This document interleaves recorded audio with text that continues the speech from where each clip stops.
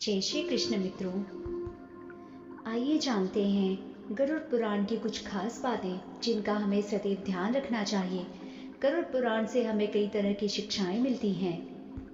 इसमें मनुष्य के जीवन को लेकर कई गूढ़ बातें बताई गई हैं जिनके बारे में व्यक्ति को जरूर जानना चाहिए। पहला, संयम और सतर्कता। जिंदगी है तो मित्र भी है और शत्रु भी है।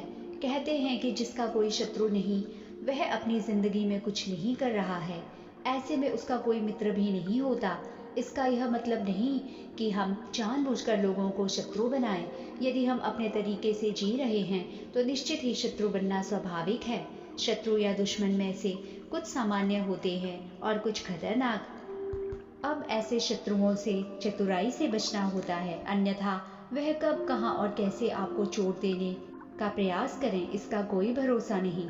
दूसरा, कपड़े हों साफ एवं सुगंधित। यदि आप अमीर, धनवान या सौभाग्यशाली बनना चाहते हैं तो जरूरी है कि आप साफ सुथरे, सुंदर और सुगंधित कपड़े पहने।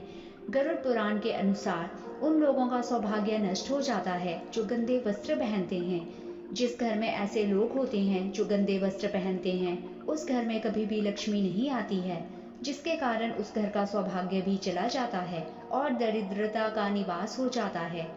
देखा गया है कि जो लोग धन और सभी सुख सुविधाओं से संपन्न हैं, लेकिन फिर भी वह लोग गंदे कपड़े पहनते हैं, उनका धन धीरे धीरे नष्ट हो जाता है। इसलिए हमें साफ एवं सुगंधित कपड़े पहनने चाहिए, जिससे हमारे ऊपर महालक्ष्मी की कृपा बनी रहे। तीसरा, ज्ञान का अभ्यास।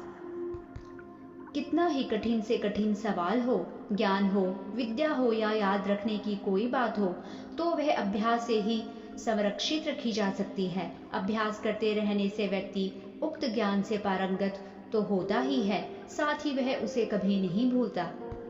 अभ्यास के बगैर विद्या नष्ट हो जाती है। यदि ज्ञान या विद्या का समय समय पर अभ्यास नहीं करेंगे तो वह भूल जाएंगे। गरुड़ पुराण के अनुसार माना जाता है कि जो भी हम पढ़ें उसका हमें हमेशा एक बार अभ्यास करना चाहिए, जिससे कि वह ज्ञान हमारे मस्तिष्क में अच्छे से जम जाए। चौथा, निरोगी काया। संतुलित भोजन करने से ही निरोगी काया प्राप्त होती है। भोजन से ही व्यक्ति सेहत प्राप्त करता है और भोजन से ही वह रोगी हो जाता है। भोजन ही हमारे शरीर का मुख्य स्रोत है। हमें हमेशा आधी से ज्यादा बीमारी इसी वजह से होती है कि हम असंतुलित खान पान लेते हैं, जिसके कारण हमारा पाचन तंत्र ठीक से काम नहीं करता है। इसीलिए हमें सदैव सुपाच्य भोजन ही ग्रहण करना चाहिए। ऐसे भोजन से पाचन तंत्र ठीक से काम करता है और भोजन से पूर्ण ऊर्जा शरीर को प्राप्त होती है। पांचवा, एकादशी व्रत। एकादशी व्रत को ग्रंथों और पुराणों में श्रेष्ठ बताया गया है। गरुड़ में तो इसका महिमा का खूब बखान किया गया है। जो व्यक्ति एकादशी का व्रत रखता है वह सभी कष्टों से बचा रहता है, उसे उस व्रत का निश्चित ही लाभ मिलता है। एकादशी व्रत रखने के कुछ नियम होते हैं, इस व्रत का नियम अनुसार ही रखना चाहिए। इस दिन सिर्फ फलाहार ही लेना चाहिए, किसी भी प्रकार का दुर्व्यवहार नहीं करना चाहिए, तभी यह व्रत फल देते हैं। ज्योतिषों के अनुसार इसे रखने से चंद्र का कैसा भी बुरा असर हो वह खत्म हो जाता है। छठा, तुलसी का महत्व। हालांकि तुलसी का महत्व गरुड़ पुराण के अलावा अन्य कई पुराणों में भी बताया गया है। तुलसी को घर में रखने से सभी तरह के रोगों से मुक्ति मिलती है।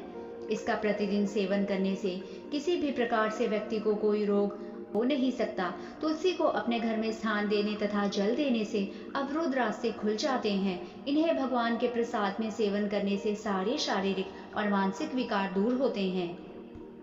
विष्णु जी की पूजा के पश्चात इनकी पूजा करने से बहुत फल मिलता है। सातवां, मंदिर और धर्म का सम्मान करें। किसी भी देवी देवता या धर्म का अपमान करने वाले को एक दिन जिंदगी में पछताना होता है और वह नरक में जाता है।